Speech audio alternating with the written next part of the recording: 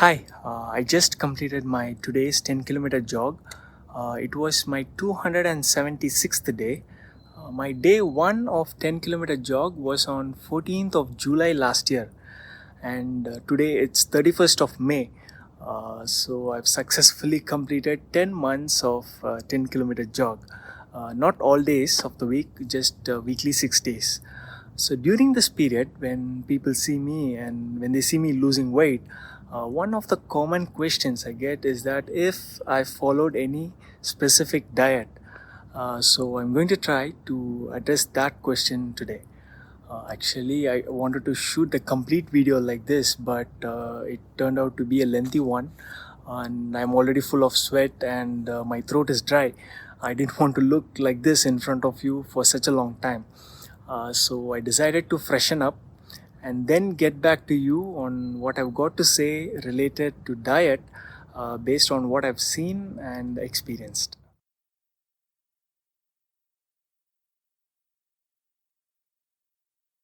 We all know that both diet and workout play a key role in any weight loss process. But the big question is, how much importance do we give for diet and how much importance or efforts do we take for workouts? So based on this, and generally speaking, someone who wants to lose weight will be following one of the three basic methods. So let's find out which method that I'm into and which method you may be already following. So let's see the first one.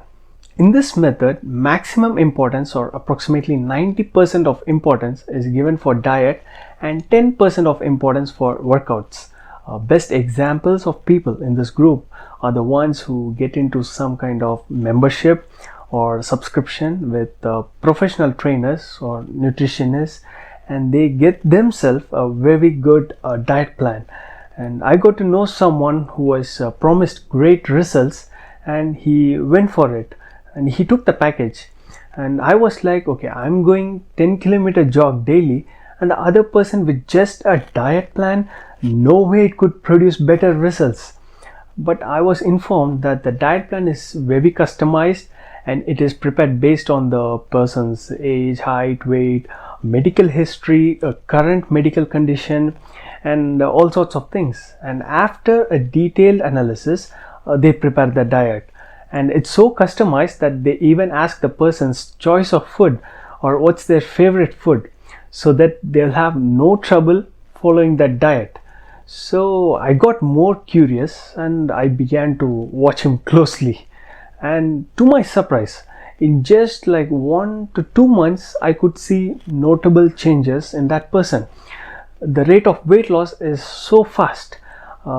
Just losing weight is no big deal, because if we starve or go without having proper food, for sure we are going to lose weight.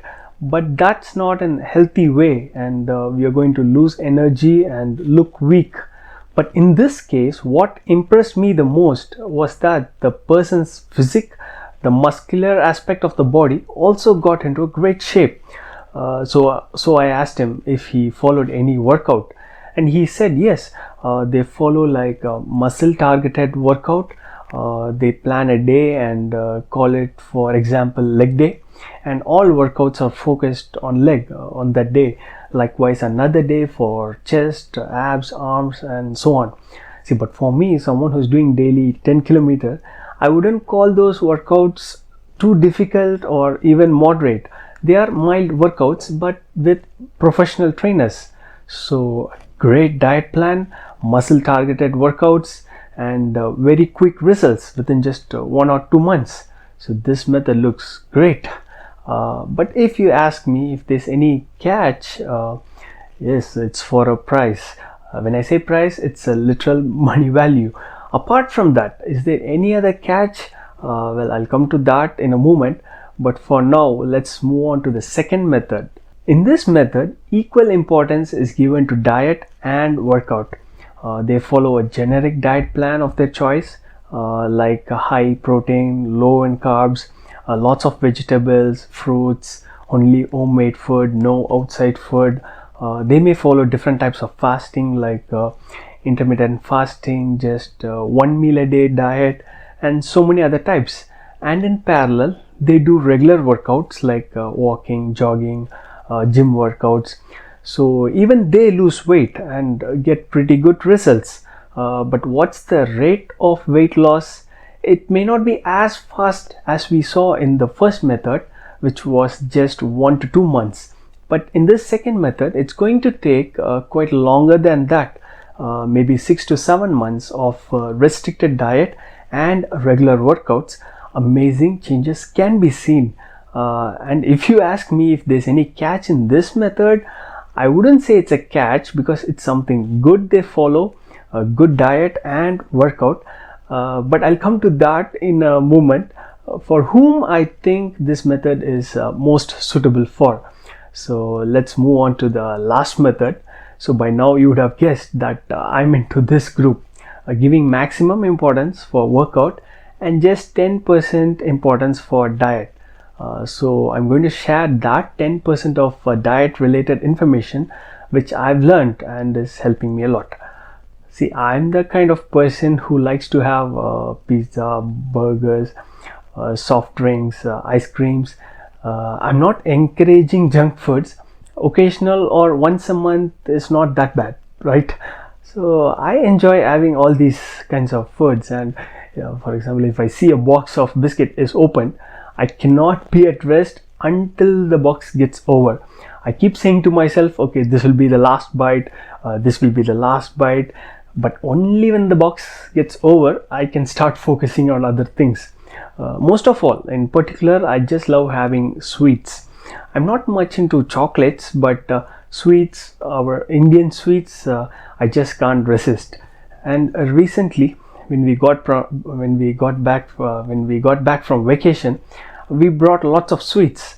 And the point to be noted is that this is in parallel to my daily 10-kilometer jogs, no breaks.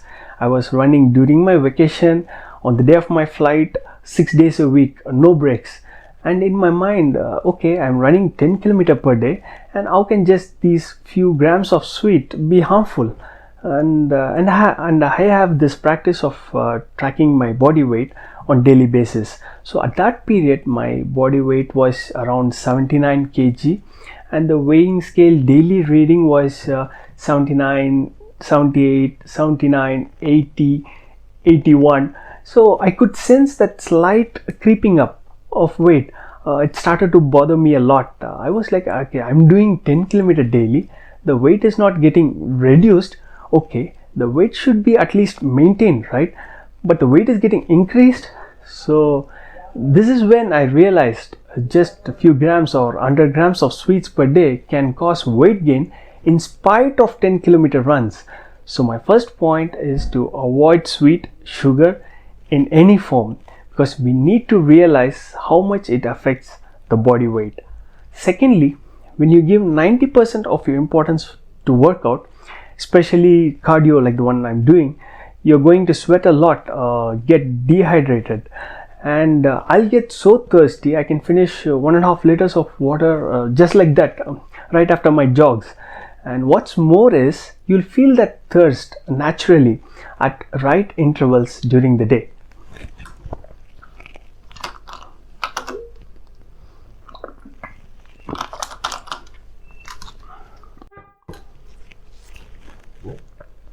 Now that I've lost some kgs, I can reduce my runs, but I will also lose that natural thirst, and so I will have to remind or even force myself to have water. So my second point is about keeping yourself hydrated, which leads me to the next point, which is to have light dinner meals. Because if you stay hydrated throughout the day, the feel of that extra hunger or that craving for those extra bites will be gone naturally. And naturally you'll want to have lighter dinner meals. You may already know that breakfast has to be heavy, lunch should be lighter than that, and finally dinner has to be the lightest of all. But most of us would do it completely the other way around, which is to make the dinner the heaviest. See, yes, practically speaking, it's difficult because mostly we'll have our gatherings or we'll get to meet someone during dinner time. So once in a while shouldn't be a problem. But generally, during the dinner, you can check for yourself, and if you think that the dinner in front of you looks heavier than the breakfast that you had that day, it's okay, you can excuse yourself that night, but remember to make your next day's breakfast heavier and healthier, and stay hydrated throughout the day so that you don't have to excuse yourself again. Finally, my last point is to have an early dinner. At least 2 hours of gap before sleep is very good, so that the quality of your sleep gets better, which is the most essential factor for your next day's workout. So the beauty of following this method is that things are all interlinked with each other. Like you run a lot, then you sweat a lot. You sweat a lot, then you drink lots of water. You drink lots of water, then you'll want to have lighter dinner meals. And then your sleep gets better, then your next day's run gets boosted up. You might say that I just made this up. Yes, I did, but it makes some kind of sense, right? Secondly, if you notice, these basic dieting habits are not primarily for weight loss, but it keeps us from gaining weight. So that's the main reason why the rate of weight loss is very, very slow in this group or method. And when I say 90% of importance to workout, it doesn't mean high intensity workouts or everyone should start running 10 kilometer right away. No. See, on a side note, let me add this. See, daily 10 kilometer runs are not for everyone and not necessary at all. 10 kilometer runs are for someone who's got addicted to it, or I would say someone who has fallen in love with it. But for an active and gradual weight loss process, a daily coverage of 3 to 4 kilometers is sufficient. And even that, for a starter, it must begin with just walking. So like I was saying, in this method, the rate of weight loss is going to be very slow, but we should consider that as the best part. Let me explain. Let's say I stop my daily runs today, then I am going to gain weight in matter of days, but it's going to take its own time. The same amount of time it took for me to lose that weight, because there's no major change in my diet during my runs and after I stopped running. Unlike the first case we saw, 90% of importance was given for diet and quick results were seen, but later the same person couldn't continue that routine, and immediately within just next 2 months it all went back to where it started, all in vain. So this was the catch I was talking about earlier. Fast weight loss but fast weight gain once the routine gets changed. So what about the second group or second method? Like I said earlier, this is also good because they follow a good diet and workout. If I had been more diet conscious in addition to my runs, I would have been in this group, and for sure I would have lost a lot more kgs and lot quicker. But my small argument or comment on that is, why would I want to sacrifice and lose the joy of having the food that I like at this age itself? Anyways, we'll reach a stage when we can't have all that we want to, so why do it now? So my opinion on this second method is that it is most suitable for someone who wants to lose weight and who's in their mid or even late 40s. So to summarize today's talk with the question I started with, diet for weight loss, I didn't follow any strict diet, just the usual homemade food, now and then outside foods, occasional junk foods. So I would say if you are in your 20s, 30s or even 40s, need not be too diet conscious, but following regular workouts and the basic dieting habits will surely make a great impact over the period of time. So avoid sweet, a very dangerous fellow. Stay hydrated throughout the day, light dinner and early dinner. So the most important point to be remembered is, if we wish for quick weight loss, we should be ready to accept quick weight gain. Instead, if we choose patience, this is way better for long-term benefits.